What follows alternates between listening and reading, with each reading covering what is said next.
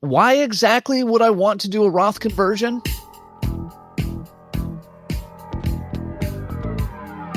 This is the perfect RIA, in case you didn't know. Bringing you all the strategies to help your business grow. Are you happy? Are you satisfied? Are you hanging on the edge of your seat? Sit back and listen in while you feel the beat, yeah. Another myth bites the dust. Hi, TPR listeners. Amber here from your Follow-Up Fridays. With Surge in full swing from Matt and Micah, today we're sharing one of our most requested episodes from the Perfect RIA Vault.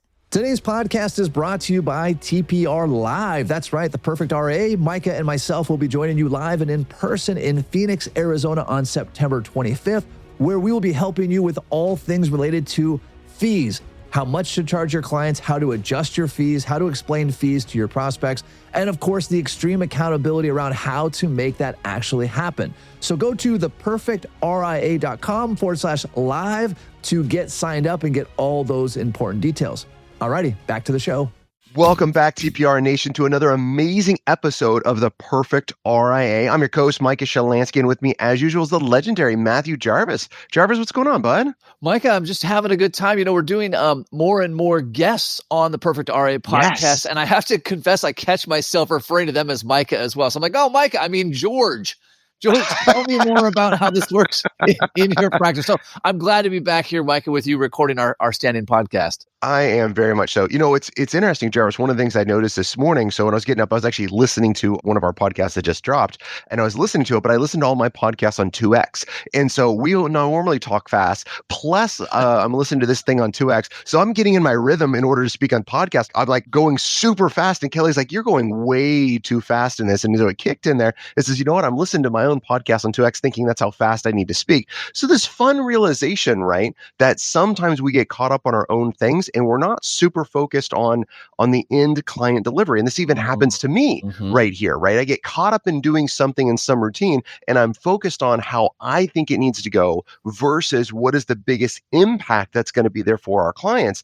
And this really ties hand in hand, in my opinion, to our conversation today about Roth conversions, because this same thing can happen right there. We can get caught up in our own world about Roth conversions and how it's good, but we fail to communicate that effectively with the client and especially the client's team as to why they should be doing this. Boy, Micah, that's an interesting point. And so much of this goes back to being intentional. It's funny, Mike, advisors will come up to you and I all the time at conferences where we're at, and they'll say, well, I've implemented surge meetings, but I do this twist, almost like apologetic. Like I have this twist to it. And I'm like, great news. Because the whole point of everything we do is being intentional. To your point, Micah, the speed at which you speak needs to be intentional. The way that you're communicating needs to be intentional. Specific to Roth conversions, this isn't about let me recite to the prospect or the client everything I've ever learned about Roth conversions. That's not the point. The point is, as always, help them make an educated and informed decisions. And more often than not, less is more. That's so much the case, right? How are we effectively communicating with the client at the level in which they need to understand? One of the other things we're thinking about doing for a podcast, is just making it simple. How often do we overcomplicate things? And Jarvis, you and I are kind of on the same page with this, same one page with this, is that if you can't explain it on one page, it is too complex, right? My estate planning, how I diagram that, spoiler alert, that's one page, right? My tax planning, it's one page. My buckets of income in retirement is one page, right? Now you could say, well, Micah, that's 3 pages. It's 3 different things. Well, sure, if you want to look at it that way. But for one topic, it's a one-page discussion that we're going to go through because I need to keep it simple. And it's not speaking down to clients in the slightest, right? But we can jump so far into the nuances with things, we lose the ability to effectively communicate what the client needs to do. And that's our job, right? Not only to help determine what the right answer is, but to communicate why the client needs to follow the right answer to get their goals.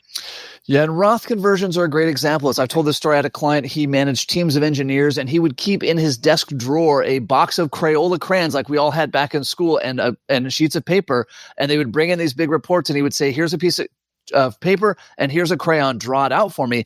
And his point was, if you couldn't get it onto a piece of paper with crayon, you were going too deep too soon. There's obviously a case for let's nuance out how far we can go on income before we hit Medicare premium increase. Sure. There's a case for that. The first thing, though, is we have to agree that principally it makes sense to do a Roth conversion. Now we can finesse whether it's 23,212 or 24,418. That's missing the point. So Jarvis, let's do this. Let's go through a couple of concepts that are there about Roth conversions, where advisors in our experience kind of screw this up. Now, why are we talking about this? We just did, Stephen and I with Retirement Tax Services just did a webinar. We had a bazillion questions on Roth conversion, which are great, which is why we want to do it here. It's something that I'm going through right now with my clients. We're accelerating a lot of our Roth conversions due to the opportunity we have in the market. It's a great time to be looking at that. So it's one thing that we're doing. So let's go through, let's save our scripts, if you will, to the end. So teaser, you got to stay to the end and give us 5 stars to hear those scripts, right? But so let's save those to the end, but let's go through some other concepts as to where it gets screwed up or why we do this. Yeah, and again, for our advisors that are not familiar with this, that find themselves sort of on the shallower end of the tax pool, if you will, which is no shame. We were all there at one point. No, yeah, and you may, by the way, want to stay there. You might say, listen, I'm just going to work with Retirement Tax Services. I'm going to read their newsletters. I'm going to use their value adds. I don't need to become a tax expert myself. In fact, the June RTS newsletter is on Roth conversions. But Micah, let's look, like you said, from a not a philosophical level, but why are we doing Roth conversions? Micah, for me, at the end of the day, it's mostly because I know at some point in a client's life, they're going to need a lump sum of money. Yes. And I always tell clients, I hope this is for something fun, like buying an RV and traveling the country. It might be for something not fun, like paying for long-term care expenses or helping out a family member. In either case, if we take out a lump sum, here I'm in scripts, if we take out a lump sum all at once, you're going to get killed in taxes, right? That's the words I use, killed in taxes. Let's eat that proverbial elephant one bite at a time. So the goal in my mind, Mike, with Roth conversions is kind of twofold. One, let's pay the devil we know. Let's lock in the current tax rate. Let's also create options, right? Yes. Financial planning is all about options for down the road. You know, I really like that. So I do it a little bit differently from my concept of it. I'm on the same page, but again, this is about being intentional, right? Yes. So I can hear a great idea from Jarvis and be like, you know what? It wouldn't sound the same coming out of my mouth as he's going to say it, but you know what? I'm going to take that intentionality. I'm going to tweak it for what works really well for me. And for me, it's a diversification question. I love that. As funny as this sounds, right? But we talk about diversification all the time. I have a bucket strategy for diversification, cash, income, and growth. Why? Because I don't know when the market's going to be up or going to be down. I'm going to hedge my bets to create retirement income. Same thing with taxes. I don't know when the taxes or what the taxes are going to be in the future, right? I don't. I wish I had that crystal ball, but because I don't, I want to hedge my bets and I want to create some diversification to give our clients better options. So philosophically, this is why I'm doing this and now this has worked very, very well for me in the past for things that I did not anticipate coming up in a client's life, right? We had a client, and it's maybe Jarvis in your point where you say there's going to be times in life where you need a big source of income or a lump sum distribution to come out. Well, it could also be the case that the client sells something. Maybe they sell a second property. Maybe they sell a business. We had a client sell a business, and he sold a real estate property. When he sold a real estate property, we got it almost out 100% tax-free because we had money in a Roth IRA. We were able to play the tax bracket game, drop their income down there, and get a lot of money out tax-free from that sell of that capital asset because we had diversification. Now, when we started these Roth conversions years in advance, we had not thought that this was going to be the opportunity that was there. So again, I like this philosophical concept of I want diversification. I want many different things out there that I can play, levers that I can play with to help control my clients' taxes when I need it. Now, Mike, I want to take a step back again for our less tax savvy advisors listening. And I don't mean that with any disrespect, right? We all have these different areas of expertise. I think taxes should be a foundation. But for those that are less tax savvy, this does not need to be elaborate planning where you say, boy, I've got this multi-million-dollar transaction coming in year 7. This can be as simple as, Mr. and Mrs. Client, when you reach age 72, your required distribution is probably going to be about $20,000 a year. Let's just start converting half of that amount each year right now. So it does not have to be super elaborate. It does not have to be down to the penny.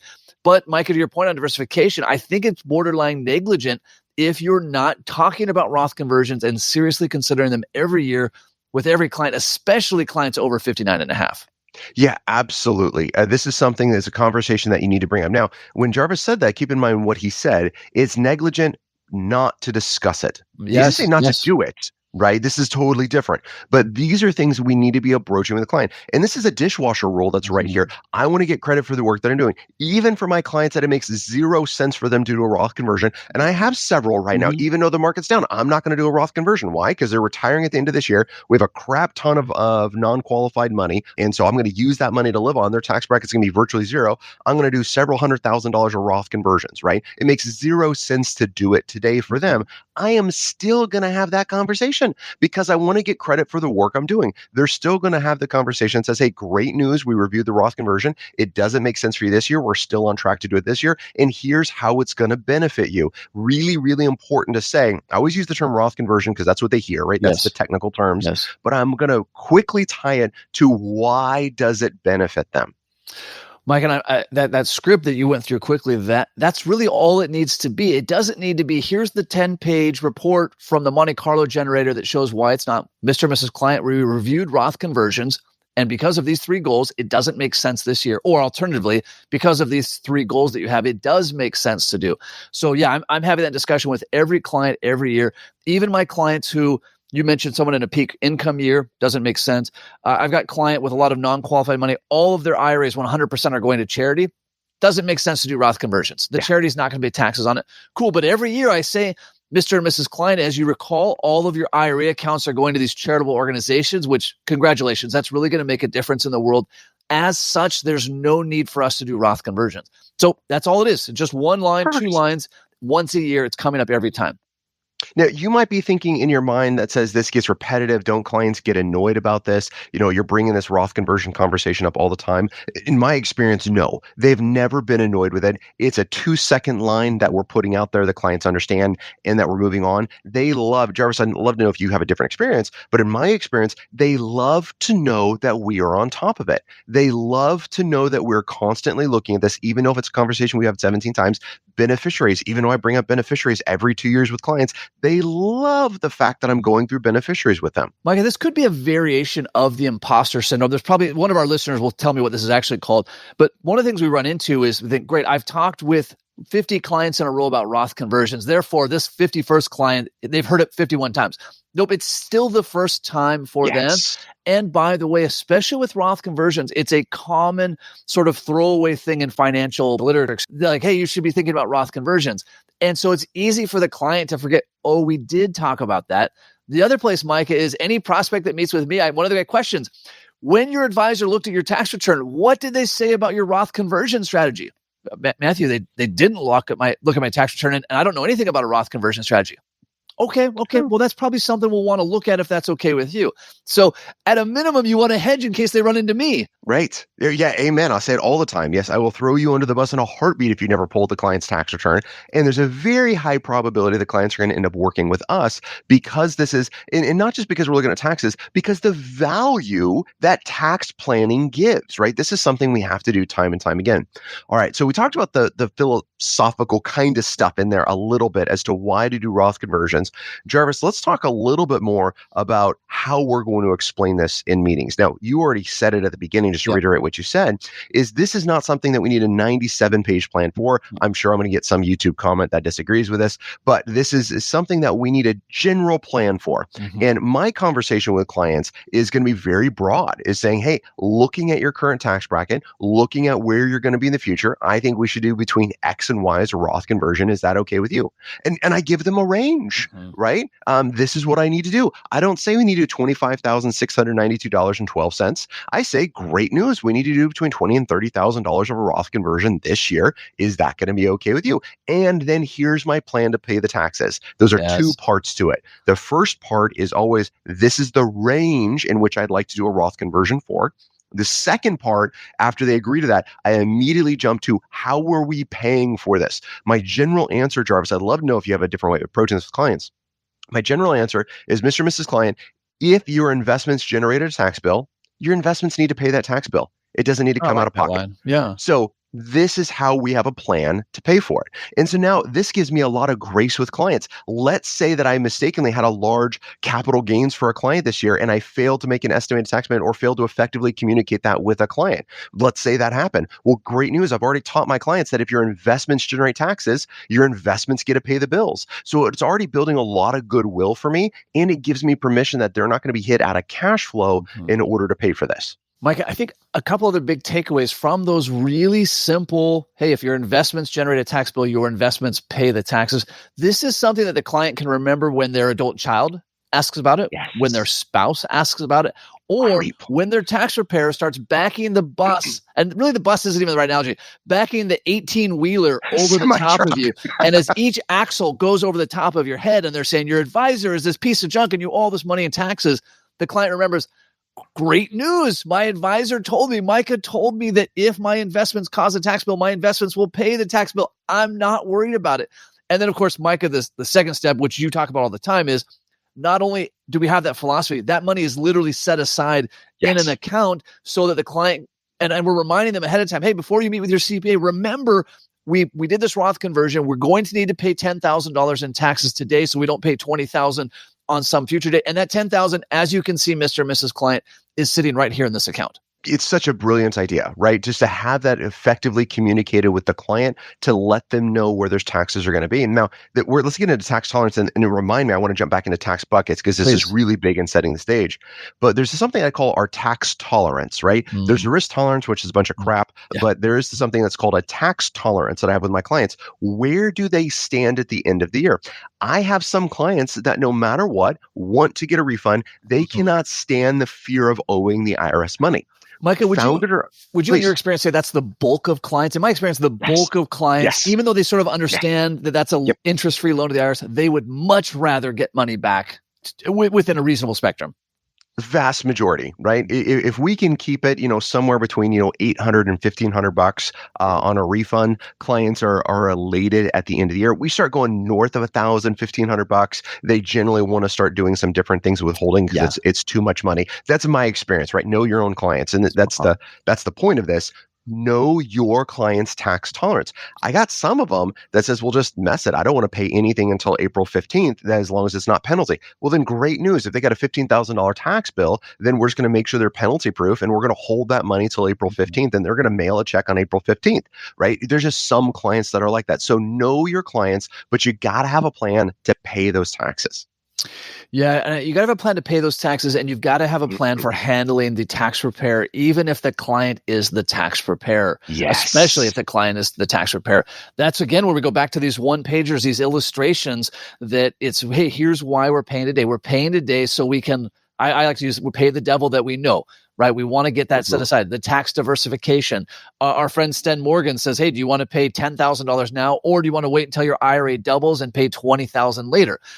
And we can argue the nuances of that, but that's how clients think. And so we need to keep this as clear as we possibly can. One of the things that I'm going to do too is when we go through and explain this with clients, the first thing that I'm going to do, and we talk about taxes, is I'm going to go over our tax buckets. Now, if you haven't seen our tax buckets, we've done webinars and other things on it. It's basically a one-pager, just because I write really big, where I draw 4 buckets and I explain the entire tax code as it pertains to our clients in 4 tax buckets.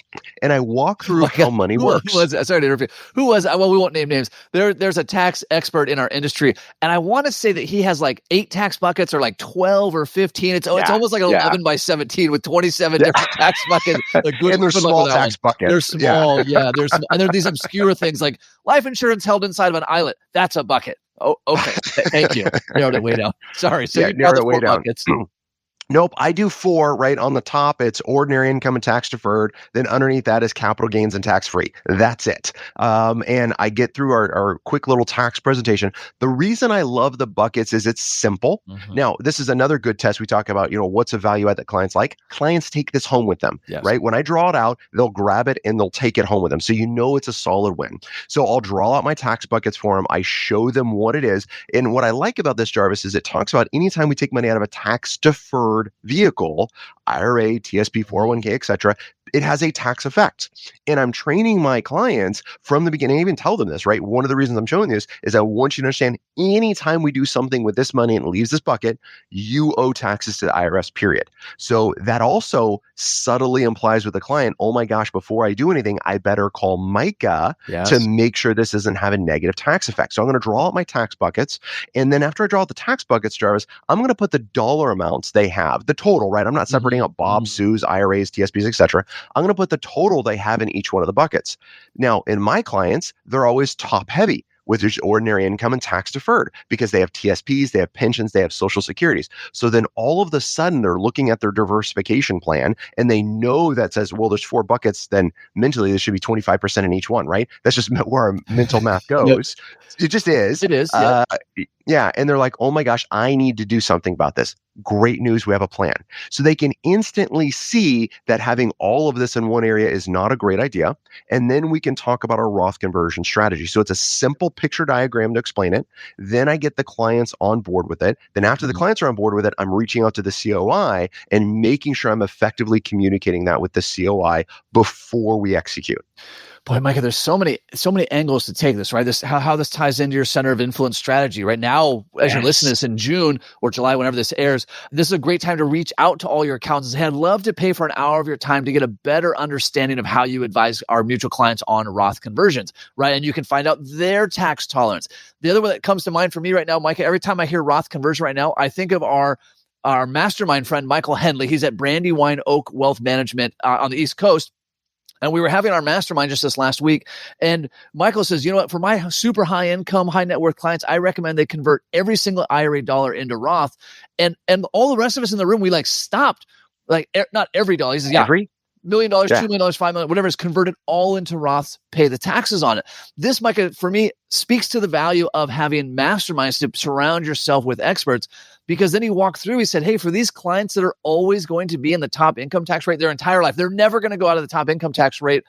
Why wouldn't they pay? What do they stand to lose by doing the Roth conversion, getting it all tax-free, hedging against tax rate increases, additional creditor protection, additional estate tax exemption, quasi? And so it was a reminder to me, Mike, of the importance of surrounding yourself with other rock stars. I had never thought that one. I had always thought, let's use up the rest of this tax racket. I had never thought to going to a multi-million-dollar client saying, convert the whole thing. I think it's a solid idea, something to think about. Now, let's take this from an advisor perspective, right? If you're an advisor, you got 10, 15, 20 years left in the game, at least being an advisor. Okay, is your tax bracket going to go down?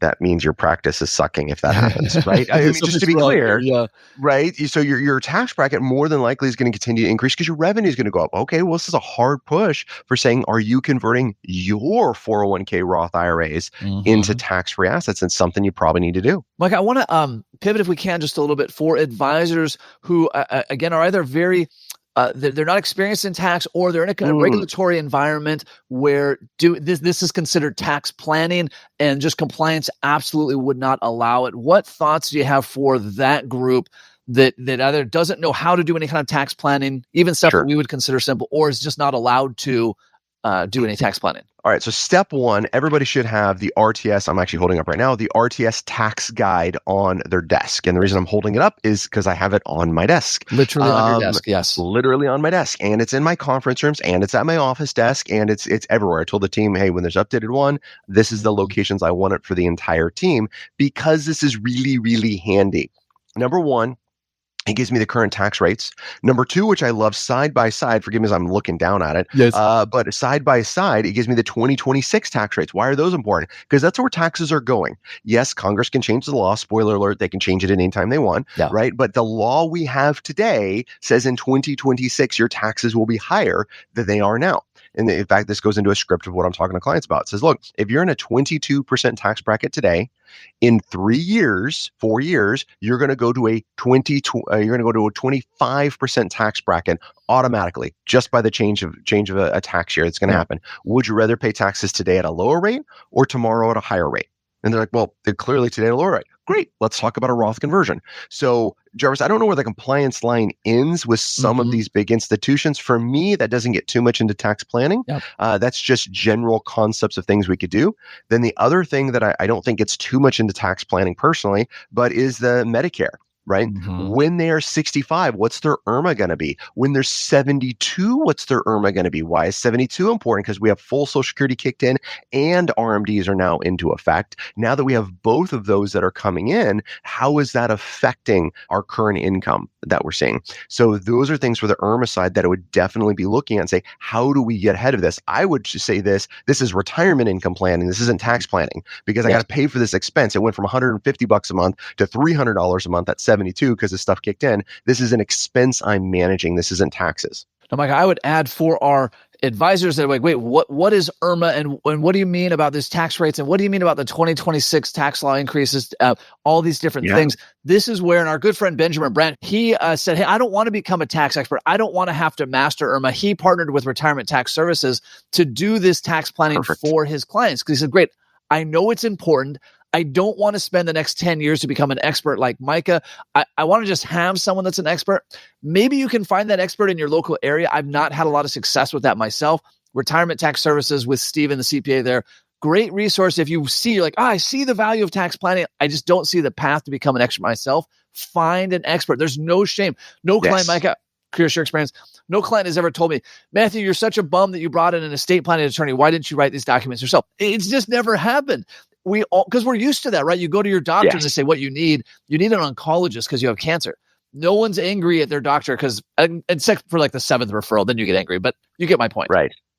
Yeah, exactly. Right. So these are things that, and actually, Jarvis, quite the opposite. When I refer out to a good estate planning attorney, et cetera, they say, Micah, thank you so much for this introduction. I really appreciate this and being able to work through this because we were still the answer to their question. They were one phone call away and we got them in touch with whom they needed to help. Now, that's a CPA, that's an estate planning attorney. That's anything in our realm that's going to be there. Especially when you coordinate it, where it goes bad, and this is entire episodes, we've done entire webinars that are inside the Backstage Pass on this. Where it goes wrong is when you say, here's a number, give them a call. And that doesn't work. When you say, let me schedule an appointment together, let me work with them, let me coordinate this together, then it's returns in spades.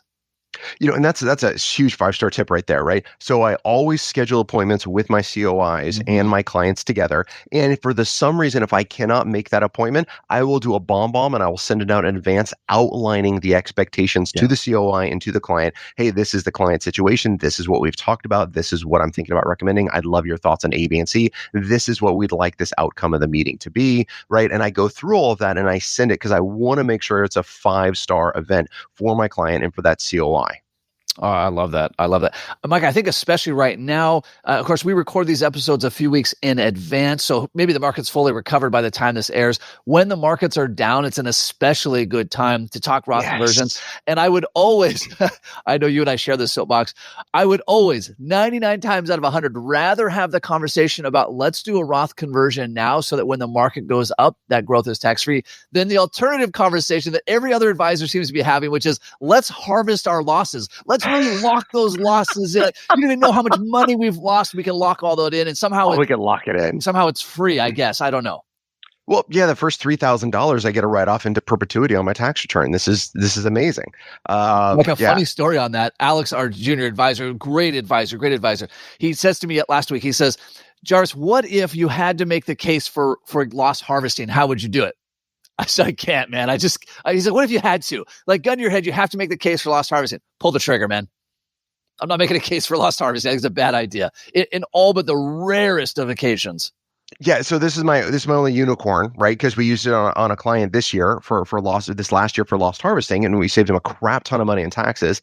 Well, they had a highly appreciated, stocks, etc., and they had a land that they had lost a ton of money on, but I don't know how because real estate only goes up in value, so that's a bit weird. So they lost money on land. Anyways, so it was totally weird. So they sold the land. They had like $250,000 in capital losses, and I immediately triggered some huge capital gains so we could get a ton of money out tax free. Right. So now that was not me encouraging tax loss harvesting, though. It happened to be the client's wish to sell the land. And now I have this $250,000 capital loss. What do I do with it? I want to use as much of that as I possibly can with my current tax law. I don't want to spend that sucker for the next 15 years and hope I use it and they don't get away with that law. No, I wanted to use up as much of it as I possibly can and take that money out. So that could be a unicorn. Again, I'm not going out and suggesting tax loss harvesting. Mike, what we've done in our office with the market down, we had Alex go through, contact any clients. We have clients that we do Roth conversions every year, using up the rest of their tax bracket. So he contacted all those clients and said, normally we do this in November towards the end of the year. Because the market's down, is a great opportunity. Let's do half of it now. Let's do 4,212. Let's just do half. We were going to do about 20. Let's do 10 now. In the fall, when we meet during Surge, we will do the remainder, or look at doing the remainder. So it can be really easy. Again, it's got to just be these one-liners. It can't be some insane, complicated thing. Yeah, that's what you got to do. Again, you got to communicate with the client with a range. You got to have a plan for how you're going to pay the taxes, right? And please understand, if they're under 59 and a half, then you can't use IRA money to pay that taxes. So what's your plan for that to make sure that the tax bill is going to be covered as we go through this? Those are your big things. And then communicate it with their COI. Now, if they're their own tax preparer, great. Then make sure you communicate how this is going to show up on their tax return. You're going to get an additional 1099-R that you need to report. Great news. In January, we're going to send you a reminder about this. That's our 1099 letter, right? These are things that we definitely want to go through. Yeah, we're going through that right now with a lot of our clients, encouraging them to do Roth conversions. Decent amount of them, we're just doing the whole conversion now. Yeah. You know, 50-50 in my opinion on what's going to happen. And if you are looking for a way to explain this, again, our webinar that we've done on the tax buckets, I talk about in 2008 when the accounts went down, how many people did Roth conversions. I say this in seminars. I say this in webinar presentations, client facing, when I draw out my tax buckets for them, because when I look backwards, they can easily see that this was a great idea. Hey, in March of 2020, when the markets dropped 30%, did you do a Roth conversion? Oh my gosh, that would have been great because the markets recovered, right? When I look in history, it's super easy to see the markets recovered. When I do it now, holy crap, the market's down. It's never going to recover, right? That's the emotional thing. So I'm always, Jarvis, going back to a historical example of why it made sense then to do a Roth conversion. Then I bring it to today. Now, this is for a new person that's never done Roth conversions for, right? Then I bring it to today. They're like, now I see it makes a little bit more sense. It takes away a lot of that emotional fear. Boy, Mike, there's so many directions. You remember those books when we were kids? It was like the Choose Your Own Adventure, and like jump to page 23. Totally. I feel like that's our podcast, because right now I'm thinking about how you didn't tell the client that the market was at the bottom. The market's at the bottom. We have to convert. The market's at a discount. Now is a pretty darn good time to do the conversion. I'm never forecasting. I'm going to say, hey, eventually the markets will come back up, and when it does, it's tax-free. I'm not saying it's going to be next month, it's next year, none of those things. All right. If it goes down again, the clients will say, well, what happens to the market? Well, I don't really get this question from clients, but it came up on the webinar. It says, well, what if the market continues to go down? Good news. I might do another Roth conversion. Yeah.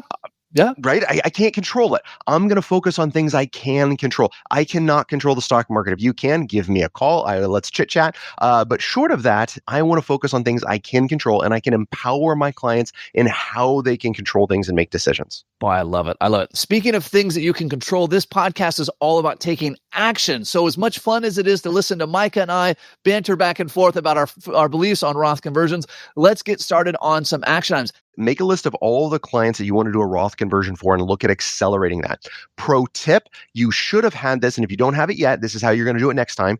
In your surge meetings, when you're meeting with clients, this is when I'm flagging them for a potential Roth conversion. Now, when I'm flagging them for it, it goes into a process, right? So all of our clients are going to have a Roth conversion process. It made sense for them or it didn't, but I want to make sure that we looked at it for every single client. So we trigger a process and during surge for people that are doing or looking at doing Roth conversions. Now I have a list, right? Now I could have said, hey, we looked at the Roth conversion for Bob and Sue. It did not make sense. Well, then perfect. It's marked in the system. It didn't make sense. I looked at one for Jane and Jeff, and it does make sense for them. I want to look at it year end. Perfect. Now it's flagged as a pending Roth conversion. Now I can pull that list, and now I know who I need to talk to. And I even said my range. So again, I'm doing all of my work in that surge meeting. So it makes this fun. I'm just going off on a tangent, sorry about the starters, but I'm doing all of this work in my surge meeting because it makes everything else so easy. I don't need to go and recalculate how much of a Roth conversion do I need to do. When I was reviewing their taxes, I came up with the answer right then, and I logged it in the CRM. And so now I get to just go pull the list and say, great, I said it was a $20,000 to $30,000. There's no reason for me to redo that math. Right? Mm-hmm. If I was right then, I'm still right today. I'm going to move forward with that number. Well, Micah, you mentioned if you're going to calculate the number, record it so you don't have to do it again. Same is true if you said, hey, I'm not going to do it. If your future self will trust your current self that no means no, then that's fine. That's all the answer you need. If you know that your future self will say, was Jarvis in Q1, was he right about that? Mm-hmm. If I'm worried I'm going to doubt that, I'm going to say, hey, we decided not to do a Roth conversion because 1, 2, 3.